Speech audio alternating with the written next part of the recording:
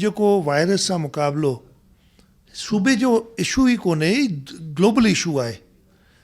इन करे असां जेसि ताईं फ़ैसिला त असां कयूं पिया न, हींअर बि कयासीं, कुझु फ़ाइदा थिया आहिनि, काफ़ी फ़ाइदा थिया आहिनि, पर अगरि उहो जेको मिक्स सिग्नल्स ईंदा त उन्हनि जो फ़ाइदा कोन थींदा। उन में आउं डबल तकलीफ़ थो विझां माण्हू किथे किथे, माण्हू इहा ॻाल्हि कनि पिया।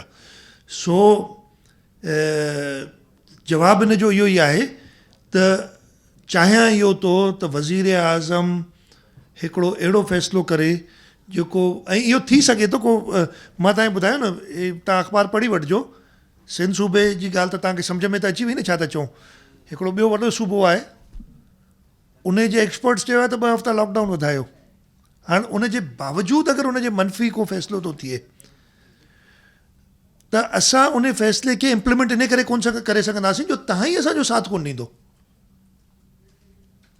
चवंदो भाउ हुतां ही फ़ैसिलो थो अचे, ऐं उन में असांखे जेको नुक़सानु थो थिए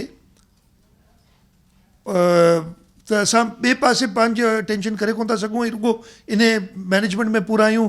जीअं चयो न कल्ह हिकिड़ो तूफ़ान लथो बदतमीज़ी जो हिते, इन जो जवाबु कोन्हे ॾियणो। सो इहो कोशिशि इहा ई हूंदी। हाणे त मां चयो न इहो कोट कंदासीं त बाबा ही ॿिए सूबे बि इहा ॻाल्हि कई आहे।